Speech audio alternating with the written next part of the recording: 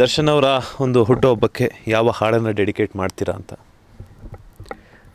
ಅದೇ ಅವ್ರ ಹುಟ್ಟುಹಬ್ಬಕ್ಕೆ ಆಬ್ವಿಯಸ್ಲಿ ನಾನು ಫಸ್ಟ್ ಸಾಂಗ್ ಒಂದು ಮಾಡಿದ್ದೆ. Happy happy birthday challenging star, ಬಂದ ದಾರಿ ಬಿಡಿ ಚಕ್ರವರ್ತಿ, ಬಂದ ಡೆವಿಲ್ ಅಣ್ಣ ಥಿಯೇಟರ್ ಮುಂದಕ್ಕೈತೆ ಮಾರಿ ಹಬ್ಬ ಎಲ್ಲರೂ ನೋಡಿ. ಇದು ಅದೇ ಲಿರಿಕ್ ಚೇಂಜ್ ಇತ್ತು, ಇವಾಗ ಡೆವಿಲ್ ಬರ್ತಿದೆಯಲ್ಲ, ಸೊ ಅದಕ್ಕೆ ಡೆವಿಲ್ ಬಗ್ಗೆ ಹೇಳಿದೆ. ಸೊ ನಾನು ಸ್ಪಾಟಲ್ಲಿ ಮಾಡ್ತೀನಿ ಸರ್, ಸ್ಪಾಟಲ್ಲಿ ನೀವು ಏನೇ ಕೊಡಿ ಎಲ್ಲ ಮಾಡ್ತೀನಿ. ನಾನು ಸ್ಪಾಟಲ್ಲಿ ಟ್ಯೂನ್ ಮಾಡ್ತೀನಿ, ಸ್ಪಾಟಲ್ಲಿ ಲಿರಿಕ್ಸ್ ಎಲ್ಲ ಮಾಡ್ತೀನಿ. ಬಟ್ ಏನು ಅಂತಂದರೆ ಕಲೆಗೆ ಬೆಲೆ ನಮ್ಗೆ ಯಾವಾಗಲೂ ಸಿಗಲ್ಲ. ಈ ನಮ್ಮ ಕಲೆಗೆ ಯಾವತ್ತಿದ್ರೂ ನಮ್ಮ ನೆಗೆಟಿವ್ ಮಾತಾಡಿದ್ರೆ ವೈರಲ್ ಆಗುತ್ತೆ ಹೊರತು ನಾವು ಏನಾದ್ರು ಕೆಲಸ ಮಾಡಿದಾಗ ಪಾಸಿಟಿವ್ ಆಗಿ ಕೆಲಸ ಮಾಡಿದಾಗ ಯಾವುದು ವೈರಲ್ ಆಗಿಲ್ಲ. ಬಟ್ ನನ್ನ ಇದರಲ್ಲಿ ಯಾವತ್ತೂ ಅಷ್ಟೇ ನನ್ನ ನೆಗೆಟಿವಿಂದ ಯಾವತ್ತೂ ಹೊರಗಡೆ ಬರಲಿಲ್ಲ. ನೆಗೆಟಿವಿಂದ ನಾನು ಫೇಮಸ್ಸು ಆಗಲಿಲ್ಲ, ನೆಗೆಟಿವಿಂದ ನಾನೇನೂ ಮಾತಾಡೋದು ಇಲ್ಲ. ಸೊ ಪಾಸಿಟಿವಿಂದನೇ ಮಾಡ್ಕೊಂಬಂದಿದ್ದೀನಿ. ಸೊ ನೆಕ್ಸ್ಟ್ ಸಾಂಗು ಬಾಸ್ ನಾನಲ್ಲ, ಇಟ್ಸ್ ಮೈ ಸೆಲೆಬ್ರಿಟೀಸ್ ರಿಲೀಸ್ ಆಗುತ್ತೆ. ಸೊ ಎಕ್ಸ್ಕ್ಲೂಸಿವ್ ಆಗಿ ಒಂದು 2 ಲೈನ್ ಹಾಡ್ತೀನಿ, ಬಿಕಾಸ್ ನಾಳೆ ರಿಲೀಸ್ ಇರೋದ್ರಿಂದ. ಸ್ಟಾರ್ಟಿಂಗ್ ಬಂದು ಶಾಸ್ತ್ರ ಕೇಳ್ತವ್ರೆ ಹೇಳೇ ಮಣಿ, ಇಲ್ಲಿ ಬಾಸು ಯಾರೇಳೆ ನಿಂಗಾಮಣಿ. ಶಾಸ್ತ್ರ ಕೇಳ್ತವ್ರೆ ಹೇಳೆ ಮಣಿ, ಇಲ್ಲಿ ಬಾಸು ಯಾರೇಳೆ ನಿಂಗಾಮಣಿ. ಮೈ ಮೇಲ್ ಬೀಳ್ಬೇಡ ಹೇಳ್ತೀನಿ ಕಣ್ಲ, ಕೂರೋ ಕುರ್ಚಿ ಒದ್ರು ನಿಂತರು ಕಣ್ಲ. ಅರೆ ಯಾರೇ ಹೆಸರೇಳೆ, ತಡ್ಕ ನಾ ಹೇಳ ಗಂಟ ಒಸಿ ನೀ ತರ್ಕ, ಇರೋದೊಬ್ರೆ ಬಾಸು ಕಣ್ಲ. ಇಷ್ಟು ಹೇಳಬಲ್ಲೆ. ಸೊ ಬಾಸು ನಾನಲ್ಲ, ಇಟ್ಸ್ ಮೈ ಸೆಲೆಬ್ರಿಟೀಸ್. ಬಾಸು ನಾನಲ್ಲ, ಇಟ್ಸ್ ಮೈ ಸೆಲೆಬ್ರಿಟೀಸ್. ಇದು ಹುಕ್ ಲೈನು. ನಿಮ್ಮ ಲಿರಿಕ್ಸಲ್ಲಿ ನಾನು ಅಬ್ಸರ್ವ್ ಮಾಡಿದ್ದೇನಂತಂದರೆ ಸಾಂಗ್ ರಿಲೀಸ್ ಆಗೋದಕ್ಕಿಂತ ಮುಂಚೆನೇ ಹೇಳಿಬಿಡ್ತೀನಿ, ಅವರು ದರ್ಶನ್ ಅವರು ವೀಕೆಂಡ್ ವಿತ್ ರಮೇಶ್ ಪ್ರೋಗ್ರಾಮಲ್ಲೂ ಸಹ ಹೇಳಿದರು, ಕುಂತಿರೋವಂಥ ಚೇರನ್ನೇ ಹೊದ್ಬಿಟ್ರು ಅಂತ ಹೇಳ್ಬಿಟ್ಟು ಅದೇ ಒಂದು ಲೈನನ್ನೇ ತೊಗೊಂಡಿದ್ದೀರ. ಸೊ ಏನು ಹೇಳೋಕ್ಕೆ ಇಷ್ಟಪಡ್ತೀರಾ ಸರ್? ಅದು ಸತ್ಯನೇ ಅಲ್ವಾ ಸರ್, ಅವರೇ ಮಾತಾಡಿದ್ದಾರೆ. ಸೊ ಅದಕ್ಕೆ ಹೇಳೋದು ನಾನು, ಕಷ್ಟದ ಜೀವನದಲ್ಲಿ ಯಾರನ್ನೂ ಅಂಡರ್ ಎಸ್ಟಿಮೇಟ್ ಮಾಡಬಾರ್ದು.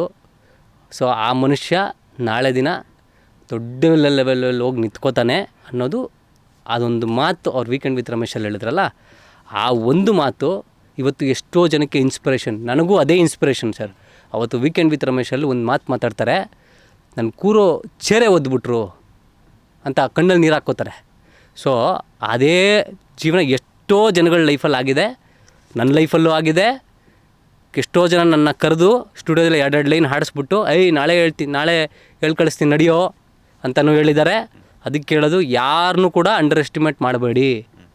ಒಬ್ಬ ಕಸ ಎತ್ತವನಿಂದ ಹಿಡಿದು, ಒಬ್ಬ ಟೀ ಕೊಡೋನಿಂದ ಹಿಡಿದು, ಒಬ್ಬ ಕ್ಯಾಮ್ರಾಮ್ಯಾನಿಂದ ಹಿಡಿದು, ಎಕ್ಸಾಂಪಲ್ ಯಾರೇ ಇರಲಿ ಸರ್, ಅವ್ರನ್ನ ಅಂಡರ್ ಎಸ್ಟಿಮೇಟ್ ಯಾವತ್ತೂ ಮಾಡೋಕ್ಕೆ ಹೋಗಬೇಡಿ.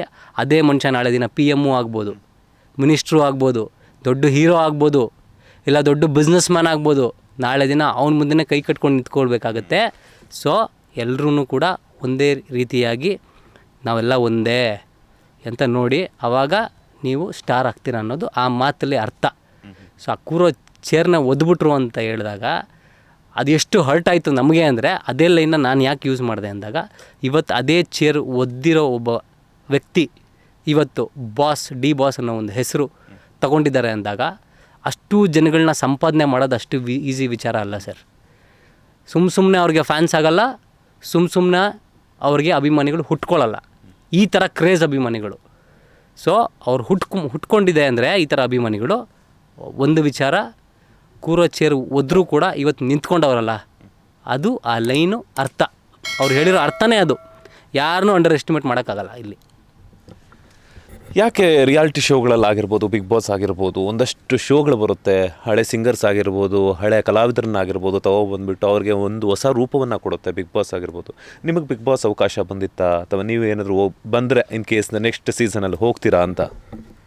ಸರ್ ಅದು ದೊಡ್ಡ ವೇದಿಕೆ ಬಿಗ್ ಬಾಸ್ ಅನ್ನೋದು. ಹೋದ ವರ್ಷ ಬರಬೇಕಿತ್ತು, ಕಾರಣಾಂತರಗಳಿಂದ ನನಗೆ ಹುಷಾರಿರಲಿಲ್ಲ, ಸೊ ಆಗಲಿಲ್ಲ. ಸರ್ ನಾನು ರಿಯಾಲಿಟಿ ಶೋಗಳಲ್ಲಿ ಹಾಡಿದ್ದೀನಿ. ಕಲರ್ಸ್ ಕನ್ನಡದಲ್ಲಿ ಎದೆ ತುಂಬಿ ಹಾಡುವೆನು ಅಂತ ಒಂದು ಶೋ ಬಂತು ರೀಸೆಂಟಾಗಿ. ಅದಲ್ಲದೆ SPB ಸರ್ ಇದ್ದಾಗ ಎದೆ ತುಂಬಿ ಹಾಡುವೆನಲ್ಲಿ ನಾನು ಹಾಡಿದ್ದೀನಿ, ಕಂಟೆಸ್ಟೆಂಟ್ ಆಗಿದ್ದೆ. ಮೊನ್ನೆ ರೀಸೆಂಟಾಗಿ ಎದೆ ತುಂಬಿ ಹಾಡುವೆನು ಬಂದಾಗಲೂ ಜೂರಿ ಆಗಿದ್ದೆ, ಅದೇ ಕಲರ್ಸ್ ಕನ್ನಡದಲ್ಲೇ. ತುಂಬ ಜನಕ್ಕೆ ಯಾರು ವೈರಲ್ ಆಗ್ತಾರೆ ಅವ್ರನ್ನ ಕರ್ಕೊಂಡೋಗಿ ಕೂರಿಸ್ತಾರೆ. ಯಾರು ತುಂಬ ಜನ ತುಂಬ ಈ ಟ್ರೋಲ್ ಆಗಿರ್ತಾರೆ ಅವ್ರನ್ನ ಕರ್ಕೊಂಡೋಗಿ ಕೂರಿಸ್ತಾರೆ. ಒಳ್ಳೆ ಕಲಾವಿದರಿಗೆ ಸರ್ ವ್ಯಾಲ್ಯೂ ಇಲ್ಲ ಇಲ್ಲಿ. ಒಳ್ಳೆ ಕಲಾವಿದರಿಗೆ ಮುಂಚೆ ಸೋಷಿಯಲ್ ಮೀಡಿಯಾ ಇರಲಿಲ್ಲ. ಆವಾಗ ನಾವು ಆರ್ಟಿಸ್ಟ್ಗಳನ್ನ ಹುಡುಕ್ತಿದ್ವಿ. ಇಂಥ ಆರ್ಟಿಸ್ಟ್ ಇದ್ದಾರೆ, ಇಂಥ ಆರ್ಟಿಸ್ಟ್ ಇದ್ದಾರೆ ಅಂತ ಹುಡುಕ್ತಿದ್ವಿ. ಇವತ್ತು ರೋಡ್ಗೆ ಒಬ್ಬೊಬ್ರು ಆರ್ಟಿಸ್ಟ್ ಇದ್ದಾರೆ. ಸೊ ನಾನು ಒಂದೇ ಕೇಳ್ಕೊಳ್ತೀನಿ, ಎಲ್ಲ ಏನು ಚಾನಲ್ಸ್ ಇದ್ದಾರೆ ಅವ್ರಿಗೆಲ್ಲರೂ ಒಂದು ಕೇಳ್ಕೊತೀನಿ, ಎಂಟರ್ಟೈನ್ಮೆಂಟ್ ಚಾನಲ್ಸ್ಗಳಿಗೆ ಒಬ್ಬ ಕಲಾವಿದನಿಗೆ ನೀವು ಸಪೋರ್ಟ್ ಮಾಡಬೇಕು ಅಂದರೆ ದಯವಿಟ್ಟು TRP ನೋಡಬೇಡಿ. ನೀವು TRP ನೋಡಿದಾಗ ಏನಾಗುತ್ತೆ, ಆಲ್ರೆಡಿ ಆಡಿಯನ್ಸಿಗೆ ಗೊತ್ತಾಗೋಗಿದೆ. ಹಿಂದ್ಗಡೆ ಒಂದು ಮೈಕ್ ಕೊಡ್ತಾರೆ, ಇಲ್ಲೇನೋ ಹೇಳ್ತಿರ್ತಾರೆ, ಅವ್ನು ಚೆನ್ನಾಗಿ ಹಾಡಿಲ್ಲ ಅಂದ್ರೂ ಚೆನ್ನಾಗಿ ಹಾಡಿದೆ ಅಂತಲೇ ಹೇಳ್ತಾರೆ. ನೀವು ನೋಡಿ ಕೂತ್ಕೊಂಡು ಶೋನ, ಜನಕ್ಕೆ ಗೊತ್ತಾಗೋಗಿದೆ ಶೋ ಬಗ್ಗೆ. ಸೊ ಅದೇ ಥರನೇ ಯಾವುದೇ ಶೋ ಮಾಡಿದ್ರೂ ನಾನು ಒಂದು ಹೇಳೋಕ್ಕೆ ಇಷ್ಟಪಡ್ತೀನಿ, ಒಳ್ಳೆ ಕಲಾವಿದರನ್ನ ಕರೆಸಿ, ಸಾಧನೆ ಮಾಡಿರೋರನ್ನ ಕರೆಸಿ. ಸುಮ್ಮನೆ ಯಾರನ್ನೋ ವೈರಲ್ ಆದ್ರಾ ಅವ್ರನ್ನ ಕರ್ಕೊಂಬಂದು ಬಿಡೋದು, ಇವ್ರು ವೈರಲ್ ಆದ್ರಾ ಇವ್ರನ್ನ ಕರ್ಕೊಂಬಂದು ಬಿಡೋದು. ಜನ ಆಲ್ರೆಡಿ ಮಾತಾಡ್ಕೋತವ್ರೆ ಸರ್. ನೀವು ಎಷ್ಟೋ ಜನ ಕೇಳಿ, ನಾರ್ಮಲ್ ಆಡಿಯನ್ಸ್ಗೆ ಹಿಂಗೆ ಮೈಕ್ ತೊಗೊಂಡೋಗಿ ಕೇಳಿಸಿ.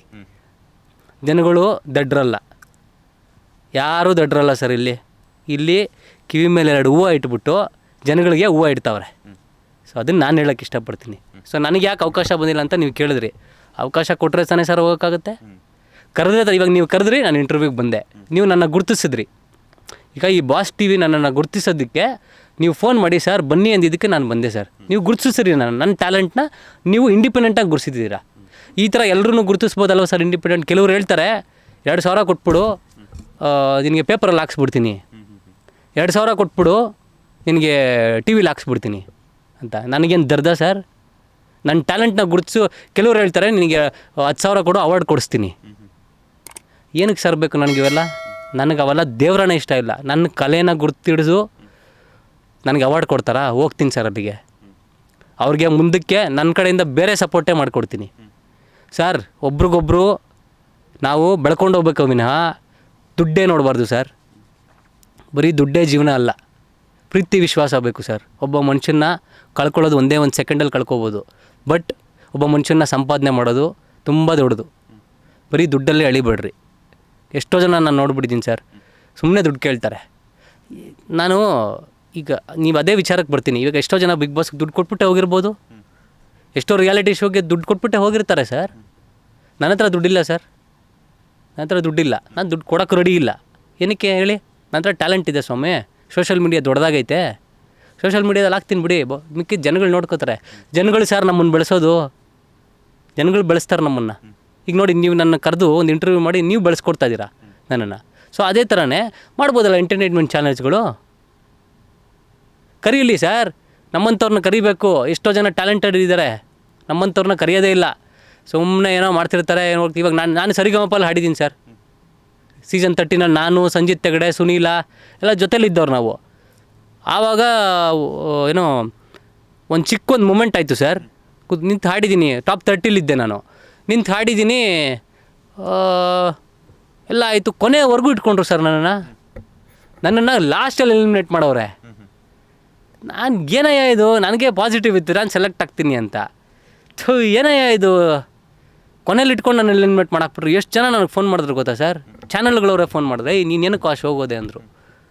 ನೀನು ಆಲ್ರೆಡಿ ಮ್ಯೂಸಿಕ್ ಮಾಡ್ತಾಯಿದ್ಯಾ, ಹಾಡುಗಳು ಆಡ್ತಾಯಿದ್ಯಾ, ನಿನಗೇನು ದರ್ದಿತ್ತ ಅಲ್ಲಿಗೆ ಹೋಗೋಕ್ಕೆ ಅಂದರು. ನನಗೆ ಎಷ್ಟು ಜನ ನನಗೆ ನೋವು, ಸಿಕ್ಕಾಪಟ್ಟೆ ನೋವು ಅನುಭವಿಸಿದ್ದೀನಿ. ಅವತ್ತು ಮಾತ್ರ ನನ್ನ ಲೈಫಲ್ಲಿ ನಾನು ಸಾಧನೆ ಮಾಡಿದ್ರೆ ಯಾವ ಲೆವೆಲ್ಗೆ ಸಾಧನೆ ಮಾಡಬೇಕು ಅಂದರೆ ಆ ಲೆವೆಲ್ಗೆ ಮಾಡಿ ತೋರಿಸ್ಬೇಕು ಅನ್ನೋದು ಅವತ್ತು ನಾನು 2017ರಲ್ಲಿ ನಾನು ಡಿಸೈಡ್ ಮಾಡಿದ್ದು.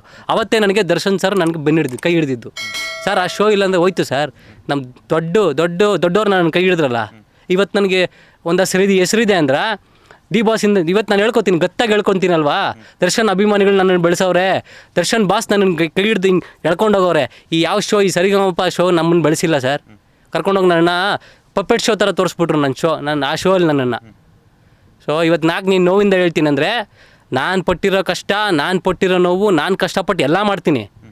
ನನ್ನನ್ನು ಕರ್ಕೊಂಡು ಹೋಗ್ಬಿಟ್ಟು ನೀನು ಪಪ್ಪೆಟ್ ಶೋ ಥರ ಆಡಿಸ್ಬಿಟ್ಟು ನೀನು ಎಲಿಮಿನೇಟ್ ಮಾಡಿಬಿಟ್ರೆ ಎಷ್ಟೋ ಜನಕ್ಕೆ ಹಿಂಗೆ ಮಾಡೋರು ಸರ್. ಸೊ ನನಗೆ ಇವತ್ತಿಗೂ ಕೂಡ ನಾನು ಅದೇ ಚಾಲೆಂಜ್ಗೆ ಇವತ್ತು ನಾನು 10 ವರ್ಷ ನಾನು ಏನಕ್ಕೆ ಪದೇ ಪದೇ ಸಾಂಗ್ ಮಾಡ್ಕೊಂಬರ್ತಾಯಿದ್ದೀನಿ. ನನ್ನ ಮ್ಯೂಸಿಕಲ್ಲಿ ನಾನು ಉತ್ತರ ಕೊಡ್ತೀನಿ ಸರ್, ನನ್ನ ಕಲೆಯಲ್ಲಿ ನಾನು ಉತ್ತರ ಕೊಡ್ತೀನಿ. ನನ್ನಲ್ಲಿ ಟ್ಯಾಲೆಂಟ್ ಇದೆ ಅಂತ ಇವಾಗ ಅವ್ರಿಗೆ ಗೊತ್ತಾಗಿದೆ. ಇವತ್ತು ಅವ್ರಿಗೆ ಗೊತ್ತಾಗಿದೆ ಸುಪ್ರೀತ್ ಗಾಂಧಾರ ಅಂತ ಒಬ್ಬ ಹುಡುಗನ ನಾನು ಅವತ್ತು ಉಳಿಸ್ಕೋಬೇಕಿತ್ತು ಅಂತ. ಇವತ್ತು ಅನ್ಸಿದ್ರೆ ಏನು ಸರ್ ಪ್ರಯೋಜನ? ಅವತ್ತು ನನಗೊಂದು ಅವಕಾಶ ಕೊಟ್ಟು ಸರ್, ಎಷ್ಟೋ ಆಸೆ ಇಟ್ಕೊಂಡಿದ್ದೆ ಸರ್. ಅವತ್ತು ನನ್ನ ಮುಖ ಬರುತ್ತೆ ಟಿ ವಿಲಿ, ಇಡೀ ಕರ್ನಾಟಕ ನನ್ನ ನೋಡ್ತಾರೆ, ಇಡೀ ಕರ್ನಾಟಕ ನನ್ನನ್ನು ಮೆಚ್ಕೋತಾರೆ, ನಾನು ಯಾರು ಅಂತ 10 ವರ್ಷದ ಹಿಂದೆ ನನ್ನ ಕನಸು ಸರ್ ಇದು. ಇವತ್ತಿನ ಕನಸಲ್ಲ ಸರ್ ನಂದಿದು. 10 ವರ್ಷದ ಹಿಂದೆ ನಾನು ಪಟ್ಟಿದ ಕನಸು ಎಲ್ಲ ನುಚ್ಚು ನೂರಾಗೋಯ್ತು ಅವಾಗ. ಸೊ ನಾನು ಎಷ್ಟು ಕಷ್ಟಪಟ್ಟಿದ್ದೀನಿ ಅಂದರೆ ಹೇಳ್ಕೊಬಾರ್ದು ಸರ್. ಸೌಂಡ್ ಸ್ಪೀಕರ್ ಎತ್ತಿದ್ದು ಫಸ್ಟ್ ನಾನು ಸೌಂಡ್ ಸ್ಪೀಕರ್ ಎತ್ತಾಯಿದ್ದೆ ಆರ್ಕೆಸ್ಟ್ರಾದಲ್ಲಿ. 2 ವರ್ಷ ಅವಕಾಶ ಇಲ್ದಿರ ಆರ್ಕೆಸ್ಟ್ರಾದಲ್ಲಿ ತಬಲಾ ನುಡಿಸ್ತಾ ಇದ್ದೆ, ಎಲ್ಲ ಮಾಡ್ತಿದ್ದೆ. ನಾನೊಂದು ಏನೋ ಒಂದು ಅವಕಾಶ ಕೊಡ್ತಾರೆ, ಏನೋ ಒಂದು ಜನಕ್ಕೆ ರೀಚ್ ಆಗ್ತೀನಿ ಸರ್. ಎಷ್ಟೋ ಜನ ಕಲಾವಿದರು ನಂಬ್ಕೊಂಡು ಬರ್ತಾರೆ ಸರ್ ಆ ಶೋನ. ಸೊ ನಾನು ಅದೇ ಥರ ನಂಬ್ಕೊಂಡೇ ಹೋಗಿದ್ದೆ ಆ ಶೋ. ನನಗೆ ಅಲ್ಲಿ ದ್ರೋಹ ಆಯಿತು. ರಿಯಲ್ ಟ್ಯಾಲೆಂಟ್ಗೆ ವ್ಯಾಲ್ಯೂನೇ ಇಲ್ಲ ಸರ್. ಏನಕ್ಕೆ ಅಂದರೆ ನನಗಾಗಿರೋ ಈ ನೋವುಗಳಿದೆಯಲ್ಲ, ನನಗಾಗಿರೋ ಈ ನೋವು, ನನಗಾಗಿರೋ ಈ ಒಂದು ಸ್ಟ್ರಗಲ್ಲು. ಒಬ್ಬ ಮನುಷ್ಯ ಸ್ಟ್ರಗಲ್ ಮಾಡಿದ್ರೆ ಯಾವತ್ತಿಗೂ ಒಂದು ಸ್ಟಾರ್ ಆಗ್ತಾನೆ. ನಾನು ಸ್ಟ್ರಗಲ್ ಪಟ್ಟಿದ್ದೀನಿ, ನಾನು ಮಾಡ್ತಾಯಿದ್ದೀನಿ. ಸೊ ಮುಂದಕ್ಕೆ ಸರ್ ಏನೇ ಆಗೋಗಲಿ, ತಲೆ ಮೇಲೆ ತಲೆ ಬಿಡಲಿ, ನಾನು ಇದನ್ನು ಬಿಡಲ್ಲ. ನನ್ನ ಹತ್ರ ದುಡ್ಡು ಕಿತ್ಕೋಬೋದು, ಒಂದು ಏಟು ಹೊಡೆದು ಬಿಡ್ಬೋದು ನನಗೆ. ನನ್ನ ಹತ್ರ ನನ್ನ ಟ್ಯಾಲೆಂಟ್ನ ನಾನು ಯಾವನೂ ಕಿತ್ಕೊಳ್ಳೋಕ್ಕಾಗಲ್ಲ, ಯಾವನೂ ಏನೂ ಮಾಡ್ಕೊಳಕ್ಕಾಗಲ್ಲ. ನನ್ನ ಟ್ಯಾಲೆಂಟನ್ನ ನನ್ನ ಮ್ಯೂಸಿಕ್ ಸ್ಪಾಟಲ್ಲಿ ಕಂಪೋಸ್ ಮಾಡ್ತೀನಿ. 4 ಲೈನ್ ಕೊಡಲಿ, ಸ್ಪಾಟಲ್ಲಿ ಕಂಪೋಸ್ ಮಾಡ್ತೀನಿ ಬೇಕಾದರೆ. ಇವಾಗ ನಿಮ್ಮ ಬಾಸ್ ಟಿ ವಿಗೆ ಹೇಳಲ್ಲ, ಒಂದು ಈಗಲೇ ಹೇಳ್ತೀನಿ ಕೇಳಿಸ್ಕೊಳ್ಳಿ. ನಿಮ್ಮ ಬಾಸ್ ಟಿ ವಿ ಬಗ್ಗೆನೇ ಹೇಳ್ತೀನಿ ಬೇಕಾದರೆ. Boss boss boss boss boss T V ಬಂತು ಬಂತು ಬಂತು ಬಂತು ಬಾಸು ಟಿ ವಿ, ಅಲ್ಲಿ ಇಲ್ಲಿ ಎಲ್ಲಿ ನೋಡಿದ್ರು ಬಾಸು ಟಿ ವಿ, ಕುಂತ್ಕೊಂಡು ಮಾತಾಡ್ತಾವ್ರೆ ಬಾಸು ಟಿ ವಿ ಅಂತ ಈ ಥರ ಮಾಡ್ತಾಯಿರ್ತೀನಿ ಸರ್. ಏನೆಲ್ಲ ಇಟ್ಕೊಡಿ. ಇವಾಗ ಇವಾಗ ನಿಮ್ಮನ್ನು ನೋಡಿತೀನಿ, ನಿಮ್ಮ ಹೆಸರು ಮಂಜುನಾಥ್. ಸೊ ಮಂಜುನಾಥ್ ಬಗ್ಗೆ ಸುಮ್ಮನೆ ಎಕ್ಸಾಂಪಲ್ ತಗೊಳ್ಳಿ. ಮಂಜುನಾಥ ಮುಖ ನೋಡ್ಕೊಂಡು, ಮಂಜುನಾಥ ಮುಖ ನೋಡ್ಕೊಂಡು, ಕಣ್ಣು 2 ಬಿಟ್ಕೊಂಡು, ಕೈಗೆ ವಾಚು ಹಾಕ್ಕೊಂಡು, ನನ್ನೇ ನೋಡ್ತಾವ್ರೆ ನನ್ನೇ ನೋಡ್ತಾವ್ರೆ ನನ್ನೇ ನೋಡ್ತಾವ್ರೆ ನನ್ನೇ ನೋಡ್ತಾವ್ರೆ ಈ ಥರ ನಾನು ಮಾಡ್ತೀನಿ. ಬಟ್ ಅವಕಾಶಗಳಿಲ್ಲ. ಲೇಟೆಸ್ಟ್ ಹಾಗೂ ಇಂಟ್ರೆಸ್ಟಿಂಗ್ ಸುದ್ದಿಗಳಿಗಾಗಿ ಬಾಸ್ ಟಿವಿ ಕನ್ನಡ ಚಾನೆಲ್ನ ಸಬ್ಸ್ಕ್ರೈಬ್ ಮಾಡಿ. ಹಾಗೆಯೇ ಬೆಲ್ ಐಕಾನ್ ಪ್ರೆಸ್ ಮಾಡಿ. ಇದರ ಜೊತೆಗೆ ಫೇಸ್ಬುಕ್, ಇನ್ಸ್ಟಾಗ್ರಾಮ್, ಎಕ್ಸ್ನಲ್ಲೂ ಮಿಸ್ ಮಾಡದೆ ಫಾಲೋ ಮಾಡಿ.